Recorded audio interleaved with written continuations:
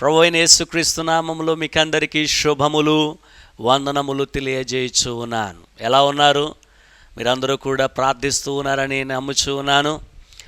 ఈ క్రిస్మస్ దినాల్లో మరి ఒకసారి ఈ విధంగా కలుసుకోవడానికి దేవుడు అనుగ్రహించిన మహాకృపను బట్టి ప్రభువును స్తుతిస్తూ 2024వ సంవత్సరం ప్రారంభ దినము నుండి ఈ దినాల వరకు అనగా క్రిస్మస్ శుభగడియల వరకు ప్రభువు మనలను మన కుటుంబాలను క్షేమముగా కాచి కాపాడి నడిపించిన ఆ దేవాది దేవునికి సమస్త మహిమ ఘనత ప్రభావములు చెల్లునుగాక. ముఖ్యంగా ఈ సమయంలో praised in gospel YouTube channel ద్వారా మరి ఒకసారి మీ ముందుకు రావడానికి ప్రభువు నాకు అనుగ్రహించినటువంటి ఇటు అవకాశమును బట్టి ప్రభువును స్తుతిస్తూ వీక్షిస్తున్న మీకు అందరికీ కూడా హృదయపూర్వకంగా వందనాలు తెలియజేస్తూ ఉన్నాను. మీరందరూ కూడా లైక్ చేస్తూ ఉన్నారు, కామెంట్స్ పెడుతూ ఉన్నారు, షేర్ చేస్తూ ఉన్నారు. ఈ విధంగా మీరందరూ కూడా సబ్స్క్రైబ్ చేసుకుంటూ సపోర్ట్ చేస్తున్నందుకు మరి ఒక్కసారి హృదయపూర్వకముగా వందనాలు తెలియజేస్తూ ఉన్నాను. నేటి దినాన క్రిస్మస్ సందేశముతో మీ ముందుకు రావడానికి ప్రభు కృప చూపించి ఉన్నాడు. కాబట్టి చాలా సంక్షిప్తంగా ప్రాముఖ్యమైనటువంటి 7 విషయాలను మీ ముందుంచి ముగించటానికి నేను ఇష్టపడుతూ ఉన్నాను. మన యొక్క భారతదేశపు క్యాలెండర్ ప్రకారముగా పండుగలలో చేర్చబడింది ఈ క్రిస్మస్. కాబట్టి 7 విధాలుగా ఈ క్రిస్మస్ పండుగను గూర్చి మాట్లాడాలని నేను ఆశపడుతూ ఉన్నాను. అందులో మొట్టమొదటిగా క్రిస్మస్ అంతర్జాతీయ పండుగ. మన దేశంలో చూస్తూ ఉన్నాం, ప్రాంతీయముగా జరిగే కొన్ని పండుగలు, రాష్ట్రీయముగా జరిగే పండుగలు, అదే విధముగా దేశవ్యాప్తముగా మాత్రమే కొన్ని పండుగలు జరుగుతూ ఉన్నవి. కానీ నేటి దినాన్న క్రిస్మస్ అను పండుగ అంతర్జాతీయముగా ప్రపంచమంతా కూడా జరుపుకొనుచున్నటువంటి ఏకైక పండుగగా మనము గ్రహించగలుగుతూ ఉన్నాం. గల కారణం ఏమిటో తెలుసా? ఆకాశమును, భూమిని, సముద్రమును, అందులోని సమస్తమును కలుగజేసినటువంటి దేవుడు ఆయన ఈ భూమి మీదకు వచ్చినటువంటి శుభదినాలుగా మనము గమనించగలుగుతూ ఉన్నాం. కాబట్టి క్రిస్మస్ అనేటువంటిది అంతర్జాతీయ పండుగ. ఇక రెండవదిగా మనం ఆలోచన చేస్తూ ఉంటే క్రిస్మస్ ఆనందకరమైన పండుగ.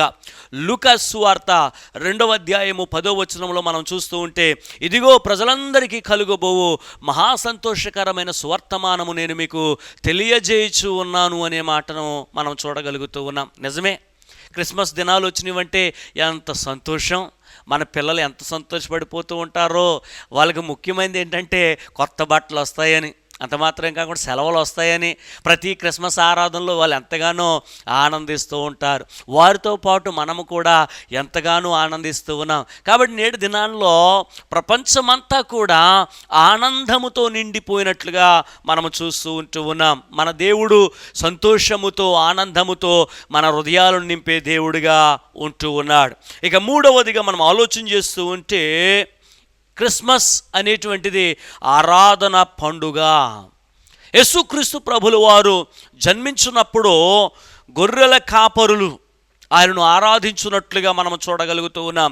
లూకా సువార్త 2వ అధ్యాయము 15 నుండి 20 వచనాల్లో దేవదూత వచ్చి ఈ సమాచారము తెలియజేస్తున్నప్పుడు వారు వచ్చి యేసు ప్రభు వారిని చూచి పరవశించి ఆయనను పూజించినట్లుగా మనము చూస్తూ ఉన్నాం.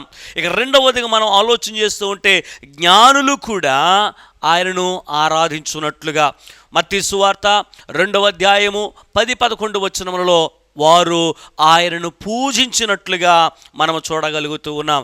ఇక మూడవదిగా దేవదూతలు ఆయనను ఆరాధించున్నట్లుగా లూకా సువార్త 2వ అధ్యాయము 13-14 వచనములలో రాయబడిన మాట, సర్వోన్నతమైన స్థలములలో ఆయనకిష్టులైన మనుషులకు భూమి మీద సమాధానము కలుగునుగా కానీ స్తోత్రము చేయుచూ ఉండిననే మాటను మనం చూస్తూ ఉన్నాం. కాబట్టి ఇది ఆరాధన పండుగ. గొర్రెల కాపరులు ఆయనను ఆరాధించారు, జ్ఞానులు ఆయనను ఆరాధించారు. అంత మాత్రమే కాకుండా దేవదూతలు ఆరాధించినట్లుగా మనం చూస్తూ ఉన్నాం. నేటి దినాన్న మన ప్రాంతములో సంఘములైతే అనగా మందిరములైతే యవనస్తుల క్రిస్మస్ జరుగుతుంది, సండే స్కూల్ క్రిస్మస్ జరుగుతూ ఉంది. అంత మాత్రమే కాకుండా స్త్రీల క్రిస్మస్ జరుగుతూ ఉంది, ఉంది, సంఘ క్రిస్మస్ జరుగుతూ ఉంది, పేటలో క్రిస్మస్ జరుగుతూ ఉంది. ఇలాగ పలు పలు విధాలుగా ప్రతి చోటను కూడా ఆరాధనలు జరుగుతున్నట్లుగా మనం చూస్తూ ఉన్నాం.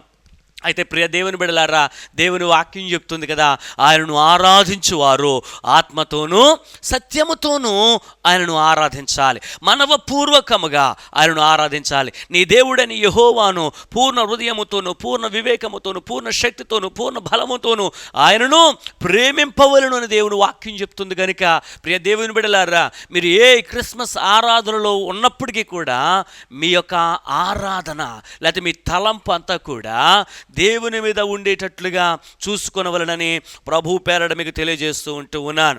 ఇక 4వదిగా క్రిస్మస్ అనగా అర్పణల పండుగ. అర్పణల పండుగ ఎవరెవరు ఆయనకు కానుకలు అర్పించారో మనకు తెలుసు. మత్తయి సువార్త 2వ అధ్యాయం 10-11 వచనంలో మనం చూస్తూ ఉంటే ఆ ముగ్గురు జ్ఞానులు కూడా బంగారమును బోలమును సాంబ్రాణిని కానుకలుగా సమర్పించినట్లుగా మనం చూస్తూ ఉన్నాం. ఇది నాన్న ప్రభు మనల నుండి ఏం కోరుతూ ఉన్నాడు? ఆకాశము నా సింహాసనము, భూమి నా పాదపీఠము, వెండి నాది, బంగారము నాది, 1000 కొండల మీద పశువులన్నీ నావే కదని ప్రభు అంటూ ఉన్నాడు. అయితే మనం ఆయనకి ఏమివ్వగలము? నిండినటువంటి హృదయముతో కృతజ్ఞతాభావముతో ఆయనను స్తుతించేవారముగా, ఆయనను ఆరాధించేవారముగా మనం ఉండాలి.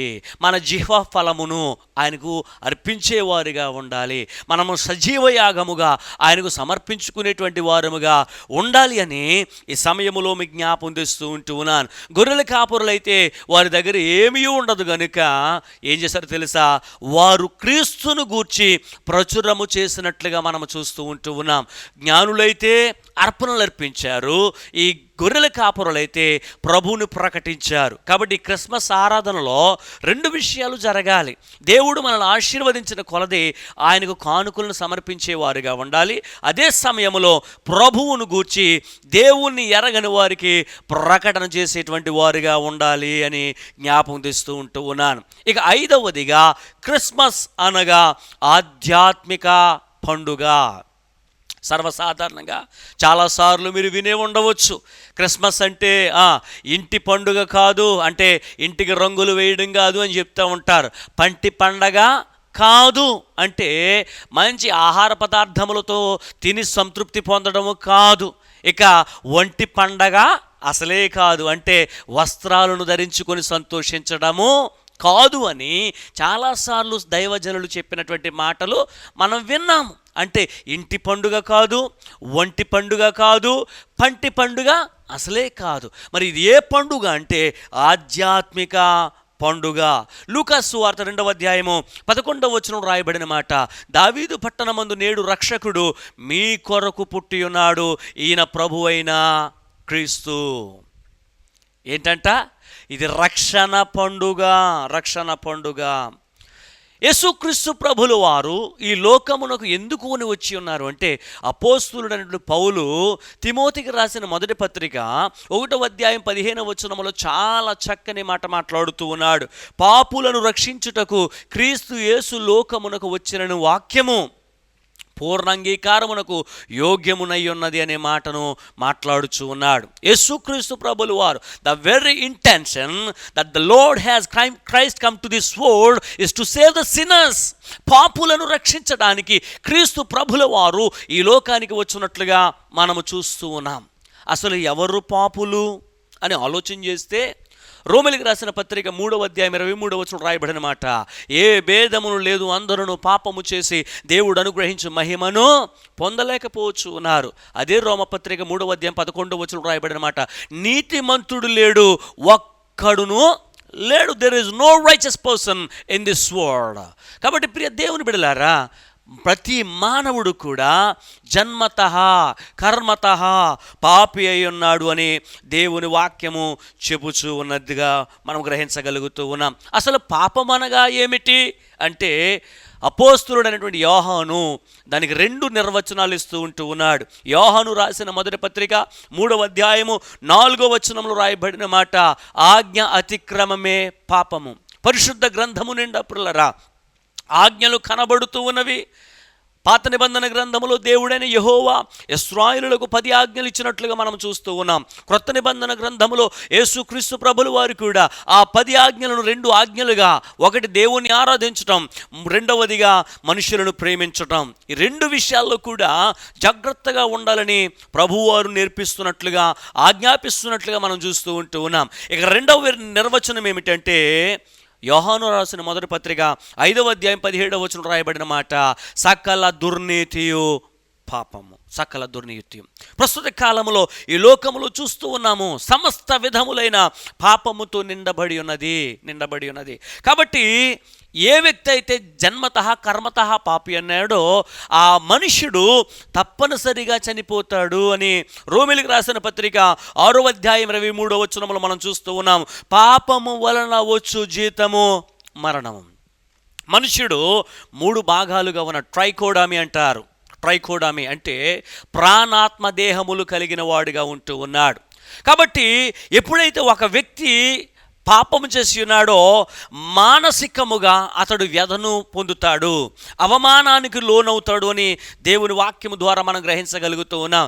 రెండవదిగా శారీరకముగా అతడు రోగగ్రస్తుడవుతాడు, వ్యాధిగ్రస్తుడవుతాడని గ్రహించగలుగుతూ ఉన్నాం. ఇక మూడవదిగా ఆత్మ కలిగి ఉన్నాడు కనుక ఆధ్యాత్మికముగా అతడు చచ్చిన స్థితిలోనికి వెళ్ళిపోతాడు అని దేవుని వాక్యం ద్వారా గ్రహిస్తూ ఉన్నాం. కాబట్టి ప్రియ దేవుని బిడ్డలారా, పాపములో ఉన్నటువంటి వ్యక్తిని పరిశుద్ధతలోనికి నడిపించుట కొరకు, మరణములో నుండి జీవములోనికి నడిపించుట కొరకు, చీకటిలో నుండి వెలుగులోనికి నడిపించుట కొరకు, ఈ లోకము విడిచిన తరువాత అనగా ఈ భూలోకము నుండి పరలోకములోనికి నడిపించుట కొరకు యేసు క్రీస్తు ప్రభుల వారు ఈ లోకమునకు వచ్చి సర్వ మానవాళి పాప పరిహారార్థమై ఆయన కల్వరి శిలువలో తన అమూల్యమైన, పవిత్రమైన, నిష్కలంకమైన రక్తాన్ని కార్చినట్లుగా మనము చూస్తూ ఉన్నాం. ఆ ప్రభువుల వారు ఆ కల్వరి శిలువపై మరణించి సమాధి చేయబడి తిరిగి 3వ దినమున ఆయన లేచినట్లుగా మనము గ్రహించగలుగుతూ ఉన్నాము. దేవునికి స్తోత్రం కలుగునుగాక. అయితే ఈ సమయంలో ఒక మాట చెప్పనివ్వండి. రక్షణ పండుగని ముందుగా చెప్పాను. అసలు రక్షణ అనగా అర్థం ఏమిటి అని ఆలోచన చేస్తే రోమీయులకు రాసిన పత్రిక 5వ అధ్యాయము 9వ వచనం రాయబడిన ప్రకారముగా ఆయన ద్వారా ఉగ్రత నుండి రక్షించబడుదుము. చాలామంది కూడా మరణము తరువాత ఏమీ లేదనుకుంటూ ఉంటారు. కానీ అసలైన జీవితం అప్పుడే ప్రారంభమవుతున్నది. యుగ యుగాలు జీవించవలసినటువంటి పరిస్థితి, అది పరలోకమా నిత్య నరకముగా అన్నది ఈ లోకములోనే మనము నిర్ణయము తీసుకోవాలి. ఒక వ్యక్తి మరణించిన తరువాత నిత్య నరకములోనికి వెళ్లకుండా, అనగా ఉగ్రత నుండి తప్పించబడాలి అంటే, ఉగ్రత నుండి రక్షించబడాలి అంటే ప్రభువును స్వంత రక్షకునిగా అంగీకరించాలని దేవుని వాక్యము చెబుతున్నట్లుగా మనం గ్రహించగలుగుతూ ఉన్నాం. కాబట్టి ఇక 6వదిగా క్రిస్మస్ అనగా ఆశీర్వాద పండుగ. ఏం పండుగ అండి? ఆశీర్వాదం. ప్రతి ఒక్కరికి ఆశీర్వాదం అంటే చాలా సంతోషం కదా. మీరు కూడా ఆశీర్వదించబడ్డారని నేను గ్రహించగలుగుతూ ఉన్నాను. కాబట్టి యేసుక్రీస్తు ప్రభుల వారు, ఆ మహాదేవుడు, ఆ మహాగణుడు ఈ లోకమునకు ఎలా వచ్చాడు అంటే పేదవానిగా వచ్చాడు. యేసుక్రీస్తు ప్రభులు వారు జన్మించినప్పుడు లూకాసు వార్త 2వ అధ్యాయం 7వ వచనంలో మనం చూస్తూ ఉంటే, ఆయన పుట్టినప్పుడు సత్రములో స్థలము లేనందున ఆయనను పశువుల తొట్టెలో పరుండబెట్టెను అని చూస్తూ ఉన్నాం. అంటే యేసు ప్రభు వారు ఎలా పుట్టారు? పేదవానిగా పుట్టాడు. ఇక రెండవదిగా యేసుక్రీస్తు ప్రభులు వారు ఎలాగూ జీవించారు అంటే పేదవానిగానే జీవించాడు. మత్తయి సువార్త 8వ అధ్యాయము 20వ వచనం రాయబడిన మాట ఏంటో తెలుసా? ఆకాశ పక్షులకు గూళ్ళున్నాయి, నక్కలకు బొరియలున్నాయి, మనిషి కుమారుడు తలవాల్చుటకైనను స్థలమైనను లేదు. యేసుక్రీస్తు ప్రభుల వారు పేదవానిగా జీవించాడు. అంత మాత్రమే కాకుండా ఆయన మరణమైన తరువాత సమాధి చేయుటకు స్వంత స్థలము కూడా లేనటువంటి పరిస్థితి. ఆయన గూర్చి ముందుగానే యెషయా ప్రవచించాడు. యెషయా గ్రంథము 53వ అధ్యాయము 9వ వచనములో ధనవంతుని యొద్ద ఆయనకు స్థలము దొరికినట్లుగా ఆయనే అరమతయి యోసేపు తన కొరకు తొలిపించుకున్నటువంటి సమాధిలో యేసు ప్రభు వారిని పెట్టినట్లుగా మనం చూస్తూ ఉన్నాం. యేసు ప్రభువారు ఈ లోకమునకు పేదవానిగా రావడానికి గల కారణం ఏమిటో తెలుసా? మనలను ఆశీర్వదించుట కొరకు. అందుకే అపోస్తలుడైన పౌలు కొరింథీయులకు రాసిన 2వ పత్రిక 8వ అధ్యాయం 9వ వచనంలో అంటాడు కదా, మీరు మన ప్రభువైన యేసుక్రీస్తు కృపను ఎరుగుదురు కదా, ఆయన ధనవంతుడై ఉండి మీ నిమిత్తము దరిద్రుడు ఆయను. ఇది నాన్న మనము ధనవంతులుగా ఉన్నాము అంటే, ఇది నాన్న ఆశీర్వదించబడుతూ ఉన్నాము అంటే, మా తల్లిదండ్రులు చెప్పిన మాటలు నాకు గుర్తున్నాయి. గడిచిన దినాల్లో వస్త్రాలు ఉండేవి కాదు, ఆహారం ఉండేది కాదు, నివాసం ఉండేది కాదు. కానీ నేటి దినమున మన ప్రాంతమును దేవుడు ఎంతగానో ఆశీర్వదించాడు. తినటకు ఆహారము, ధరించుటకు వస్త్రములు, ఉండుటకు నివాసమును, ఇవన్నీ కూడా సకల సౌకర్యాలతో మనం ఉంటూ ఉన్నాము అంటే గల కారణము క్రీస్తు యేసు ప్రభుల వారి కృప మాత్రమే అని చెప్పడానికి ఎటువంటి సందేహము లేదు. ఆ ధనవంతుడైనటువంటి దేవుడు మన నిమిత్తము ఆయన దరిద్రుడిగా మార్చబడ్డాడు. ప్రియ దేవుని బిడ్డలారా, ఇది నాన్న నీకు ఏదైతే కలిగి ఉన్నావో అది నీ ధనము కాదు, అది నీ జ్ఞానము కాదు, కేవలము దేవుని కృప మాత్రమే అనే విషయాన్ని గ్రహించుకోవాలని తెలియజేస్తూ ఉన్నాను. ఇక చివరిగా 7వదిగా క్రిస్మస్ అనగా క్రీస్తు ఆగమన పండుగ. యేసుక్రీస్తు ప్రభులు వారు చెప్పిన మాట తెలుసా? యోహాను సువార్త 14వ అధ్యాయంలో, నేనుండు స్థలములో మీరును ఉండులాగున స్థలము సిద్ధపరచ వెలుచు ఉన్నాను. As wonderful. దేవునికి మహిమ కలుగును గాక. ఎప్పుడు మరణిస్తామో తెలీదు, కానీ నాకు ఒక నిశ్చయిత ఉంది, ఒక నిరీక్షణ ఉంది. నేను మరణించిన వెంటనే ఆ ప్రభువుతో సదాకాలము నేను ఉండబోతూ ఉన్నాను.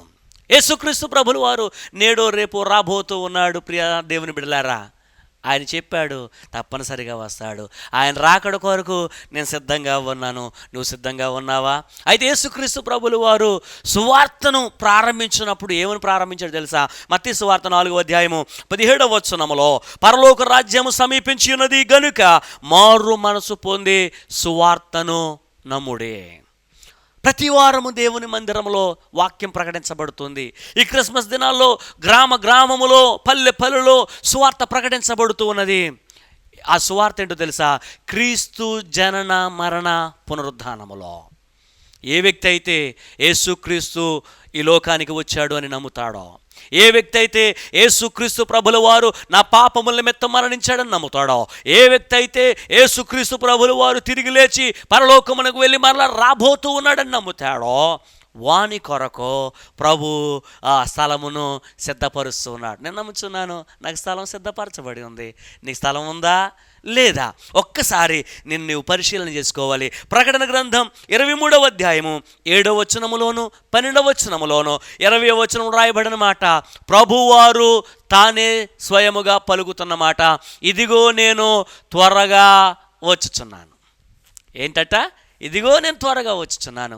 ప్రభు త్వరగా రాబోతూ ఉన్నాడు కనుక ప్రభు రాకడ కొరకు మీరందరూ కూడా సిద్ధపడాలని ఈ యొక్క క్రిస్మస్ సందేశాన్ని మీకు అందిస్తూ ఉంటూ ఉన్నాను.